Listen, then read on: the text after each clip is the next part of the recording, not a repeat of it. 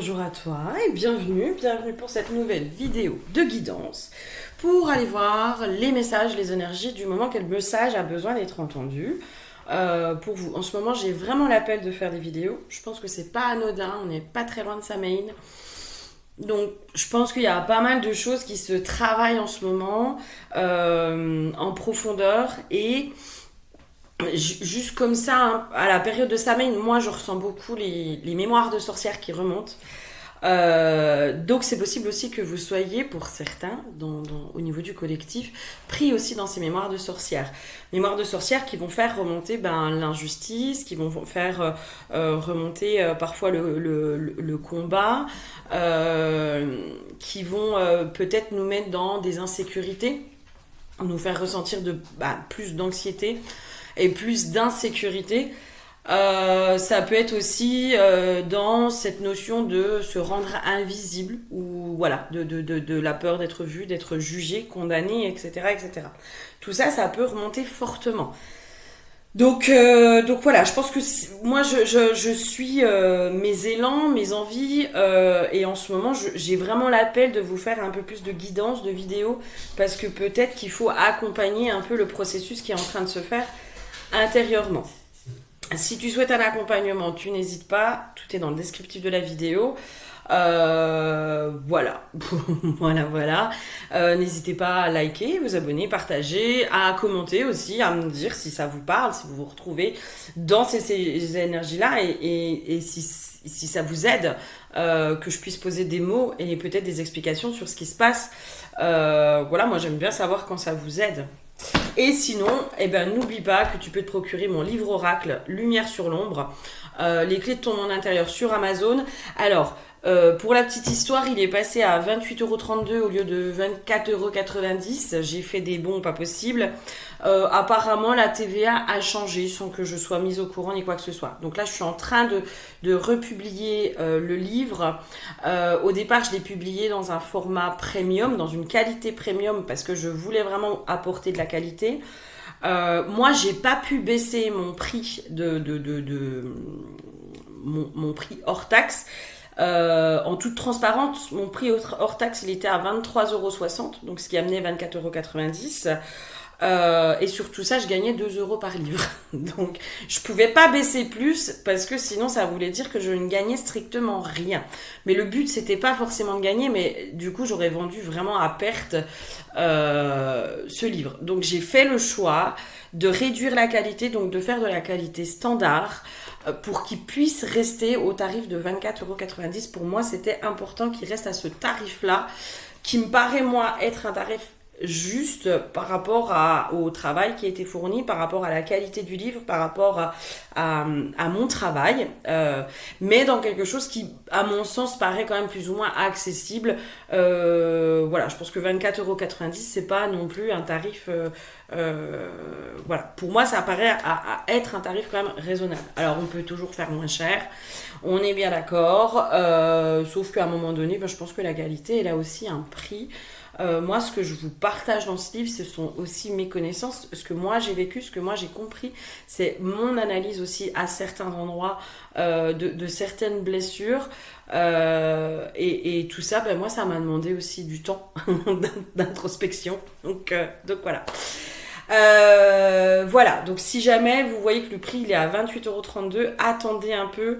Moi je vais supprimer celui qui est à 28,32 € parce qu'il est hors de question que voilà, qu'il reste à ce prix-là. Et tout est refait, j'attends juste que ce soit mis en ligne. Donc vous inquiétez pas. Ok, au niveau des énergies, en ce moment, l'huile qui a été piochée, on est sur l'huile de l'air. L'air, en fait, là, quand j'ai pioché l'huile, j'ai vraiment eu cette sensation de, en fait, enlever tout ce qui nous empêche de respirer, tout ce qui bloque notre respiration. L'air, c'est aussi un bon élément de purification, le souffle, hein, tout ce qui passe par le souffle, les bâillements, voilà, tout ça, ça aide à purifier aussi ce qui est à l'intérieur et qui nous empêche aussi d'expanser, de respirer, hein. La respiration, l'air, c'est vraiment associé à une énergie de vie. Hein. S'il n'y a plus d'air, on meurt.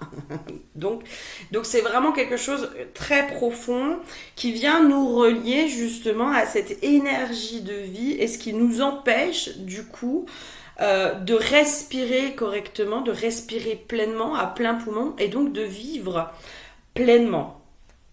Dans ces histoires de mémoire de sorcière, il y a tout ce qui est la combativité aussi, qui est en train de remonter. Le mauvais œil, moi j'ai eu dans les cartes, j'ai eu travail entreprise, j'ai eu combat et j'ai eu mauvais œil et jalousie, avec la carte de la nécessité à l'envers. Il y a dans la nécessité, quand la carte de la nécessité est tombée, moi j'ai vraiment ressenti cette notion de nécessité de laisser tomber aussi les combats intérieurs et les il faut, je dois. Facile à dire, un peu moins facile à faire. On est tout à fait d'accord. Mais les énergies, elles nous amènent à une profonde réconciliation intérieure. Pour ma part, c'est jamais anodin, hein, quand je fais moi-même des libérations, que j'ai des compréhensions, c'est souvent avant une vidéo, avant d'avoir l'appel d'une vidéo. Et c'est ce que je vous partage et c'est peut-être ce que vous traversez aussi. Moi, là, ce matin, je suis vraiment allée comprendre l'énergie de la forte et de la faible, de la guerrière et de la soumise, de la justicière aussi, pour les autres, mais qui n'arrive pas à se rendre justice pour elle-même et qui du coup, elle, se met parfois en position de soumission. Moi, ça a été beaucoup deux énergies très opposées, diamétralement opposées, avec la guerrière qui part au combat, qui va, qui fonce, qui machin, mais qui du coup n'est pas entendue aussi parce que son énergie de combativité, parfois un peu agressive, fait qu'elle n'est pas entendue dans le message de fond. J'avais aussi ça qui remontait ces derniers temps, c'est le fond du problème. Donc quand on voit des choses comme ça, quand on vit des choses ou quand on voit beaucoup de choses, ou est-ce que moi en ce moment c'était le fond du problème et c'est pas ça le fond du problème, je suis pas entendue, on m'entend pas, on m'écoute pas, on comprend pas ce que je veux dire. Ça veut dire que le fond du problème il est chez soi aussi et qu'on n'a pas encore vu, on n'a pas encore entendu et écouté le fond du problème à l'intérieur de nous. Donc la guerrière du coup qui bah oui elle parle, alors elle va être entendue par rapport aux autres mais souvent elle est condamnée, elle est accusée. Moi combien de fois ça s'est retourné contre moi où en gros on m'a dit que j'étais une fouteuse de merde mais parce que je dénonçais, je disais tout haut parce que tout le monde pensait tout bas hein, mais voilà mais voilà. La plupart du temps, les gens après se rétractaient, etc. Ou du coup, je pensais que c'était moi le problème. Et l'énergie de la soumise, très inconsciente, où parfois je me mettais moi-même dans des positions de soumission de façon hyper inconsciente et où j'avais beaucoup de mal à comprendre et à sortir de là. Donc on pourrait partir sur la forte et la faible. La forte et la faible qui... quand elles ne sont pas réconciliées, réunies, et quand elles ne se mettent pas au service l'une de l'autre, elles ne sont pas entendues. Parce que la faible, la soumise, ne va pas être crédible, ne va pas du tout être entendue, et ne va pas pouvoir faire passer ses messages. La forte ou la guerrière va pouvoir en effet faire passer les messages, mais pas de la meilleure des façons, et toujours dans la compatibilité, et donc du coup, le fond du message n'est pas entendu, puisque ça met dans une énergie de combat à l'extérieur. Il y en a une qui met dans une énergie de combat. En fait, on est toujours dans des énergies dominant-dominé, finalement. Parce que la guerrière, elle est dans le combat, donc elle essaye de dominer l'autre. Et la soumise, elle est pas dans le combat, elle se soumet directement. Et donc, du coup, elle est dominée. Et ça peut mettre aussi ces liens de pouvoir relationnels de dominant-dominé. Donc du coup intérieurement on est aussi dans ces relations dominant-dominé de part de nous qui sont peut-être parfois pulsionnelles, qui vont dominer les choses mais qui du coup vont être mal comprises, mal entendues, mal perçues, et l'autre part qui va elle être dominée et qui du coup ne va pas être crédible, ne va pas être légitimée, etc. Et tout le processus ce matin c'était d'aller réconcilier finalement ces deux parts-là, pouvoir aussi remettre de la valorisation dans tout ce qui est en rapport avec la soumission consciente. Parce que la soumission, quand elle devient consciente, c'est aussi quelque chose de sacré dans le fait de faire perdurer la vie, les savoirs, les enseignements, et parfois de pouvoir agir de façon beaucoup plus patiente et beaucoup plus subtile pour pouvoir transformer les choses de l'intérieur et de façon beaucoup plus durable. Donc cette énergie de la soumise qui est beaucoup plus douce, beaucoup plus patiente, la soumission consciente plus douce, plus patiente, et la guerrière qui peut aussi, à certains endroits, poser les limites, le cadre, etc. Et du coup, quand elles sont mises au service l'une de l'autre, et plus l'une contre l'autre, c'est là aussi où je vous parle de combativité. Et du coup, quand on parle du mauvais œil, finalement, quand on a deux parts de nous qui sont opposées et qui sont en combat l'une avec l'autre, elles ont un mauvais regard. Le mauvais œil, c'est le jugement. Hein. C'est ça le mauvais œil finalement. C'est le jugement de l'autre, parce que le mauvais œil, jalousie, c'est le jugement que l'on porte par rapport à l'autre, mais qui peut aussi nous donner une envie. La guerrière peut envier la soumise, qui elle est un peu plus détendue, un peu plus à se laisser porter, et puis délègue un peu plus aussi, etc. La soumise peut envier la guerrière dans son énergie, dans sa force et dans sa puissance. Voilà. Donc, toutes ces choses-là, ça fait remonter aussi à l'intérieur une espèce de séparation de nos deux parts. Et quand elles sont mises au service l'une de l'autre, quand l'une apprend de l'autre, et inversement, quand il y a un équilibre entre les deux, c'est là où on arrive à la force douce. Et où du coup, en fait, l'une comme l'autre vont se mettre au service de l'une et de l'autre. Et c'est là aussi où du coup, le message peut être entendu, etc., etc. Ok, on va aller voir un peu plus loin. La nécessité aussi, il y avait cette notion... moi, dans cette nécessité, c'est cette notion aussi de... parfois un peu se foutre la paix dans les il faut je dois, ça c'est sûr, mais surtout les il faut je dois intérieurs. Il faut que je sois ci, il faut ça. Il n'y a aucune obligation, il faut que je guérisse. Je pense que la guérison, elle arrive au bon moment, à chaque fois. Les éléments de compréhension qu'on doit avoir, ils arrivent toujours au bon moment. Il y a toujours un espèce de timing divin qui se fait. Et ça, moi, j'ai eu beaucoup de mal à le comprendre. Ça a été très long pour moi parce que la guerrière, hein, qui est beaucoup dans la combativité, qui veut changer les choses et qui, du coup, est dans une énergie de contrôle et veut contrôler son monde extérieur, veut contrôler son monde intérieur, etc., etc. Donc parfois, je me suis aussi moi-même épuisée dans mes propres guérisons à vouloir toujours forcer, à vouloir toujours aller comprendre un peu plus, à voir la problématique, à dire non mais moi je veux comprendre maintenant, je veux que ça bouge. Et donc du coup, cette énergie-là, elle met aussi une énergie de résistance. Et c'est là aussi où...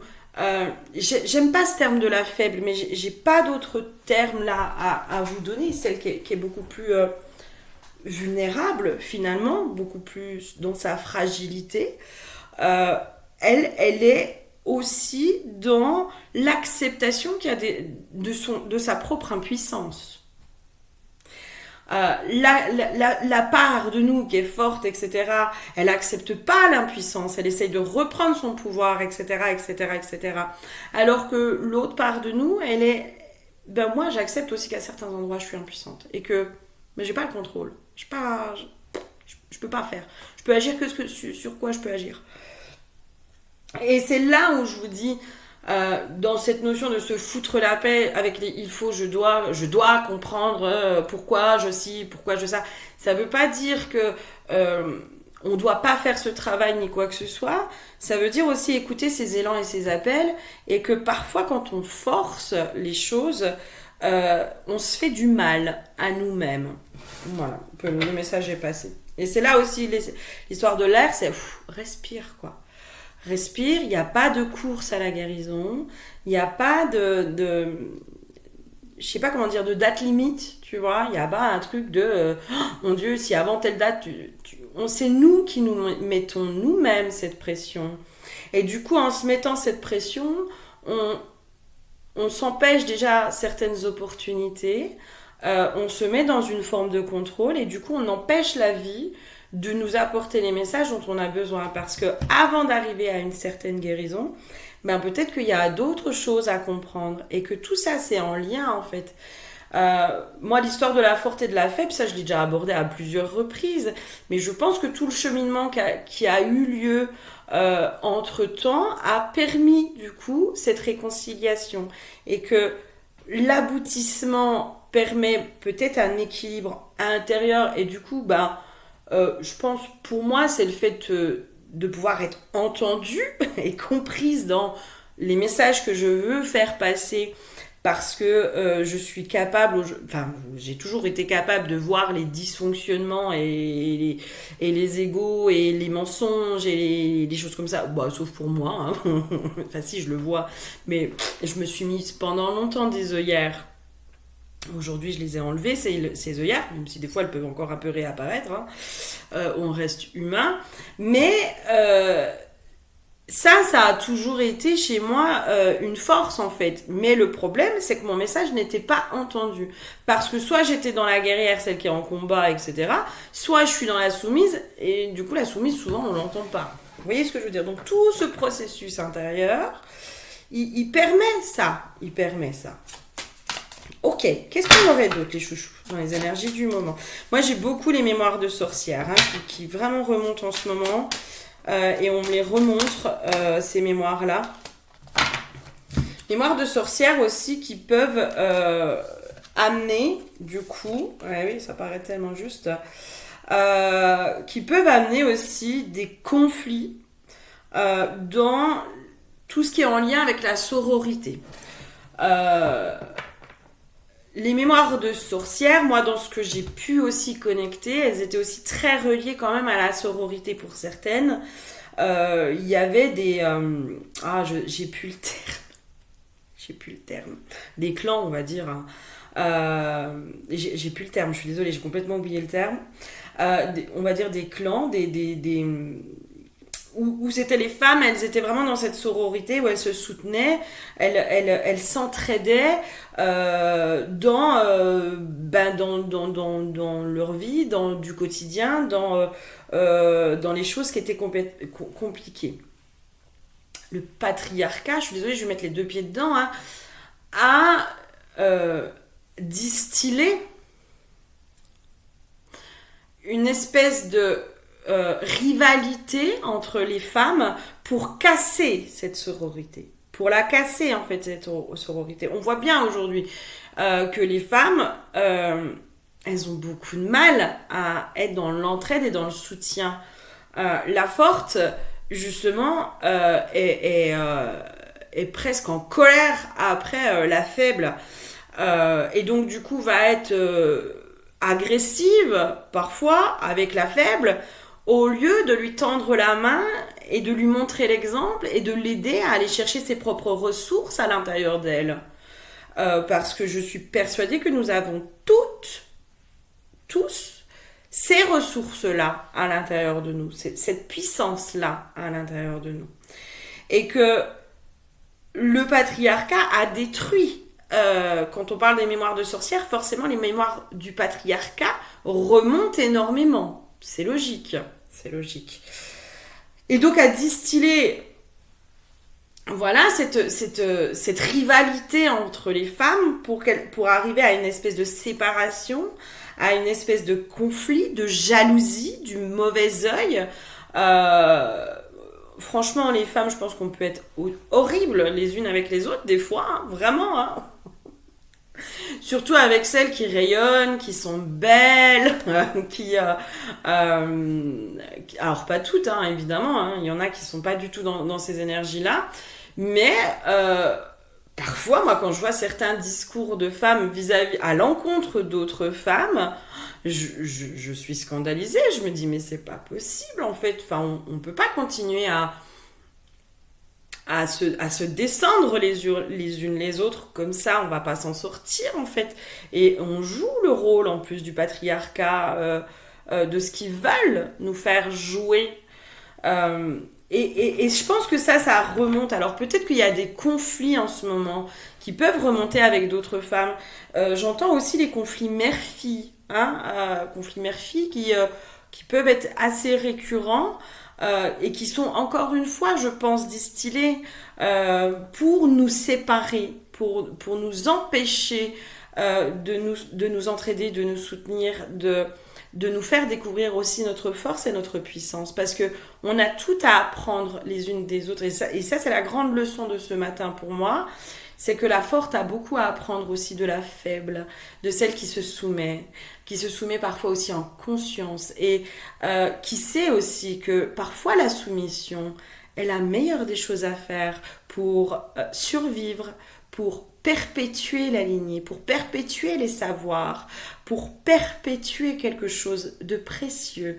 Et que le combat, lui, parfois nous amène à la destruction, à la mort, et donc du coup à la perte de ces savoirs, à la perte de la transmission, à la perte de tout ça. Donc il n'y a pas de bien ou de pas bien, il y a ce que chacun peut apprendre et apporter à l'autre. J'entends pour un juste équilibre, mais ça, voilà. Ok, qu'est-ce qu'on aurait d'autre, les chouchous, comme info? Ouais, j'ai senti beaucoup aussi la réhabilitation. La réhabilitation de ces parts de nous-mêmes. Euh, Quand je parle de réhabilitation, c'est aussi réconciliation. Je vous parle encore une fois de la forte et de la faible, hein. La réconciliation, en fait, de ces deux parts-là, de ces deux polarités-là, de ces deux extrêmes-là. En réhabilitant ces deux parts de nous, hein, parce que aujourd'hui, c'est comme si on devait être soit une guerrière pour survivre dans ce monde, et où du coup on a eu parfois obligation de se masculiniser, de s'éloigner de notre sensibilité, de s'éloigner de notre intuition, de s'éloigner de notre richesse intérieure pour pouvoir survivre dans ce monde. Ou alors on est dans une espèce de position de soumission, de victime, où est-ce qu'on va subir. Et c'est là où je pense qu'il y a un équilibre. Je pense qu'en ce moment, du coup, on remet aussi de l'équilibre dans le féminin, dans réhabiliter aussi notre victime intérieure, notre soumise intérieure, celle qui ne sait pas, celle qui est impuissante, mais qui accepte aussi son impuissance. Et là, j'ai eu les cartes de la santé et de l'abondance, et c'est là où, moi c'est ce que j'ai compris encore une fois ce matin, c'est qu'en réconciliant ces deux polarités à l'intérieur de moi et en les mettant au service l'une de l'autre, elles retrouvent un équilibre, et c'est là qu'on arrive dans un cercle vertueux. C'est-à-dire que à la fois, il y a besoin de faire passer des fois les messages avec de la douceur, avec de la conscience, avec tout ça. Et à la fois, il y a la force. J'ai vraiment la force de la douceur, en fait. La force de la douceur qui amène justement un cercle vertueux à l'intérieur de nous, mais aussi à l'extérieur de nous. Moi, je sens surtout que c'est à l'extérieur de nous qui va amener ça. Parce que quand on arrive à réhabiliter finalement nos deux choses, nos deux polarités, nos deux parts qui sont complètement opposées, qu'elles ne se font plus la guerre, elles sont aussi au service de notre propre vérité. Et notre propre vérité peut enfin être vue, entendue, reconnue et expansée. Il y a une espèce de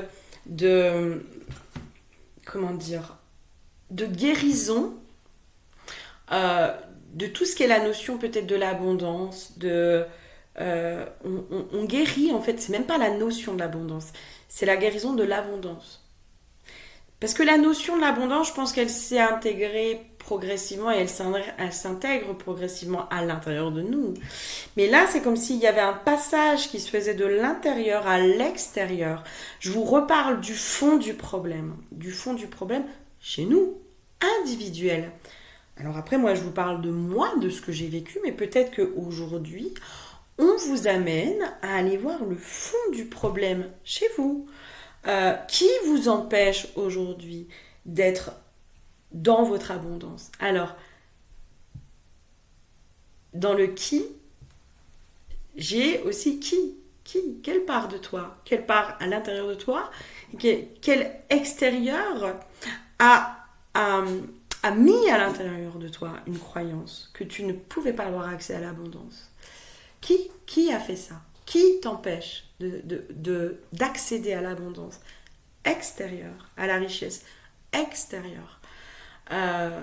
Moi, vraiment, il y a eu cette compréhension, en fait, de se dire, ben oui, mais en fait, moi, je ne peux pas exprimer ma vérité, puisque derrière, je suis toujours condamnée quand j'exprime ma vérité, quand je dis les choses, quand je dis, quand je nomme le fond du problème. Ça m'a fait beaucoup défaut, moi, par le passé, hein, où de voir des choses qui, pour moi, me paraissaient insensées, mais insensées, où je me disais, mais c'est pas possible.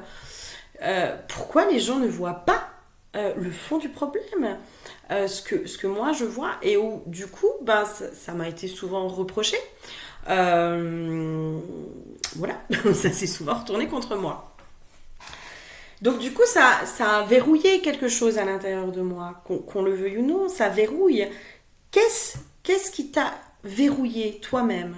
Qu'est-ce qui, aujourd'hui, et c'est ça qu'il faut que tu ailles voir, je pense, aujourd'hui, c'est qu'est-ce qui a verrouillé à l'intérieur de toi ton droit d'exister pleinement, ton droit de respirer pleinement, ton droit de vivre pleinement.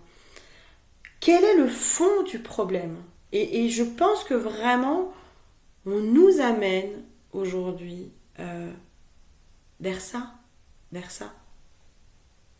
Versace. Pardon. Ok, qu'est-ce qu'on aurait d'autre, les chouchous?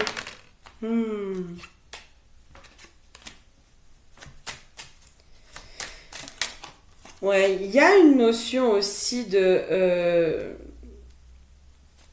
la réussite. C'est comme si la réussite n'était vue que dans une évolution. Donc toujours plus. Ça me ramène où parfois il faut retourner, il faut entre guillemets régresser, hein, dans certaines blessures. Ce n'est pas un échec, d'accord? Vraiment, ce n'est pas un échec. Comprenez que parfois on peut rester en résistance pendant longtemps parce qu'on peut se dire, mais en fait cette blessure, je suis déjà allée la voir, j'en ai marre. Vous savez, il y a des trucs, ça nous colle au basket depuis longtemps, quoi. Et du coup, on peut éprouver de la lassitude et puis de la colère, et c'est légitime et c'est normal.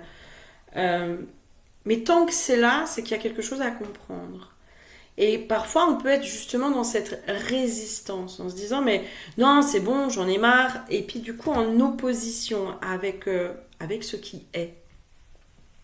Et c'est là où on vous dit, mais peut-être qu'en ce moment, ce qui va remonter, c'est des choses que peut-être vous avez déjà visitées, que vous êtes déjà allé voir, et que vous pensiez avoir complètement libéré.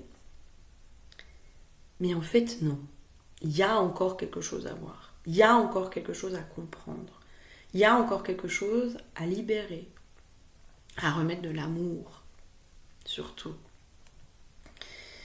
Vraiment, moi, je sens cette notion de stop à la combativité, quoi, en fait. On nous ramène à beaucoup plus de douceur et à dire stop à cette combativité, mais intérieure, hein. Intérieure. C'est encore une fois, je repars sur les il faut, je dois intérieur. Il faut que je sois ci, je dois être ça. Il faut que je guérisse cette blessure. Mais non, stop, fous-toi la paix. T'as aucune obligation, quoi. C'est là où on remet de l'amour et de la douceur. Et croyez-moi que... Alors ça demande du temps, hein, moi euh, ça n'a pas été toujours simple. Mais aujourd'hui, je vois que je suis plus en résistance avec ce qui émerge. Là, il y a quelques temps, il y a eu la blessure d'humiliation. Je me suis dit, ah ouais, en fait, elle est là. Oh, la coquine. Euh, et en fait, j'ai eu de la reconnaître à l'intérieur de moi, de la voir à l'intérieur de moi. Euh, j'ai eu un élan d'amour pour cette blessure. Vraiment, je me suis dit, mais waouh, t'es là et t'as besoin d'amour. Et c'est là aussi où la guérison peut s'opérer de façon beaucoup plus douce. C'est là aussi, et c'est puissant, hein, ça reste puissant, c'est la force douce de l'amour. Et ça remet une puissance à l'intérieur de soi. Et du coup, on est moins dans la résistance. Alors, encore une fois, je vous dis, c'est un cheminement. Hein. C'est pas venu comme ça du jour au lendemain. C'est à force de. C'est à force de faire.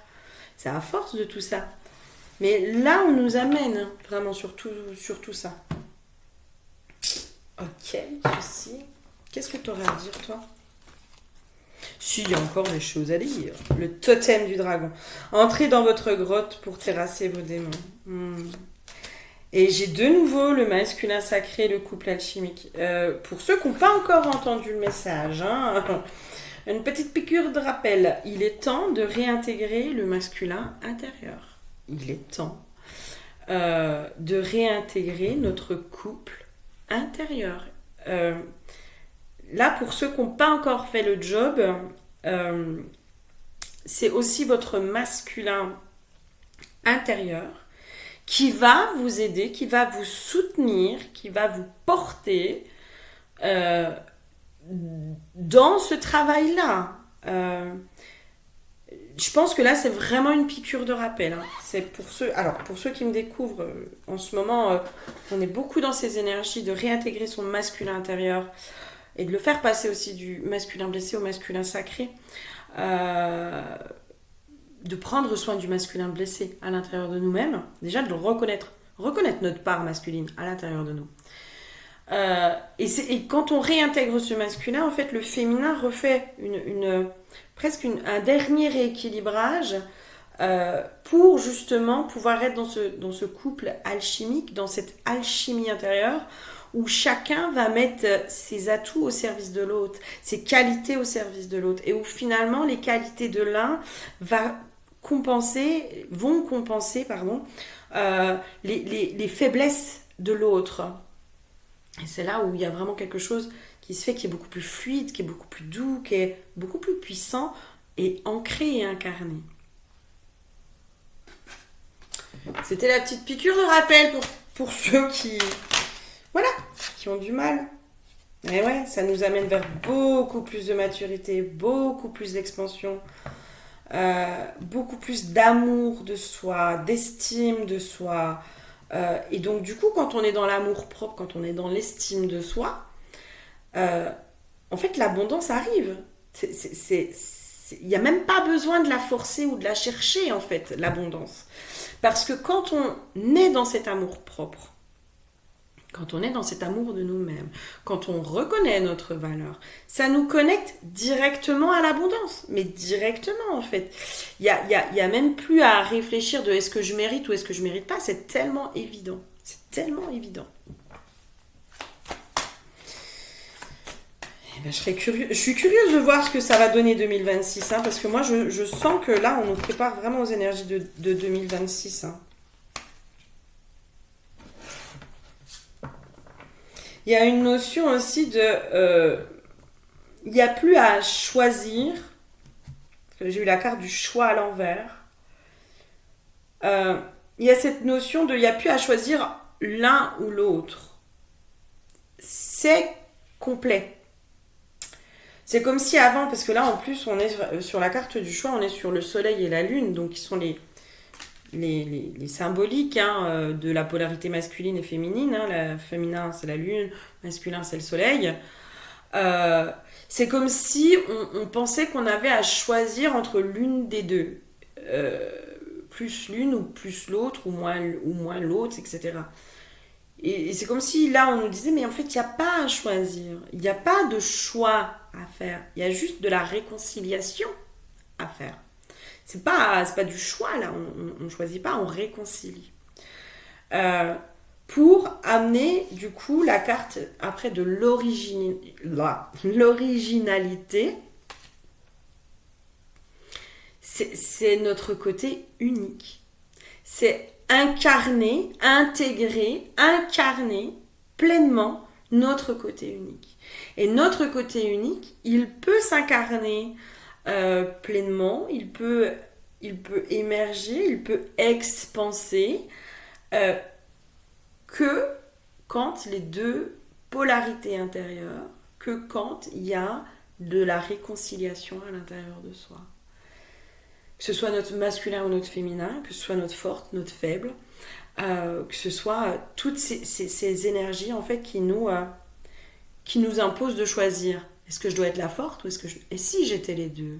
Et si j'acceptais que les deux en fait soient là et qu'elles travaillent ensemble et que finalement elles fassent comme une union, une fusion presque même, l'une de l'autre. Et c'est là où ça va nous amener à notre côté de qui on est. On incarne, je pense on nous amène à vraiment incarner qui on est. J'avais un message qui était passé au moment où je parlais et il est parti le bougre. Il est parti. Ah mince, je sais plus. Ok, est-ce que j'aurai un dernier message? Ouais, on va faire un dernier message avec le livre oracle. Qu'est-ce que tu aurais, toi, comme dernier message à nous donner? Ah! Et ouais, mais carrément! C'est très en lien avec l'abondance, hein, vraiment. Hein, je pense qu'on... euh, j'entends, on incarne. C'est au-delà, on réconcilie l'abondance, mais aussi on l'incarne. Je suis sur les vœux de pauvreté ou les mémoires de pauvreté. Alors, je suis désolée, je peux pas vraiment vous le lire parce qu'il a été... Alors, si, éventuellement, je peux vous lire ça. Euh, Alors, je vous lis la phrase, la citation, pardon. Nous ne recevons jamais ce que nous méritons, nous recevons ce que nous croyons mériter. C'est pour ça que je vous dis, en fait, quand on reconnecte à notre valeur, à notre amour-propre, c'est tellement logique de recevoir. Bah, c'est normal, en fait, qu'on reçoive. Tout à fait normal. Je vous lis une petite partie de l'explicatif. Ces mémoires se traduisent souvent par des croyances inconscientes et des comportements limitants. Peur de recevoir, culpabilité liée à l'argent, sentiment de ne jamais en avoir assez. Méfiance envers ceux qui ont de l'argent, tendance à se sous-estimer ou à ne pas oser demander ce que l'on mérite. Ils peuvent également générer un rapport de contrôle ou de suractivité pour mériter la sécurité matérielle. Ou au contraire un sabotage inconscient de ses ressources pour rester dans ce que l'on croit être juste ou humble. C'est ce qu'on va appeler aussi la fausse humilité. La fausse humilité qui nous fait nous rabaisser. Et on a souvent associé une espèce d'estime de soi, de confiance en soi, d'amour propre, etc. à de l'arrogance. Alors qu'en fait, c'est pas du tout la même chose.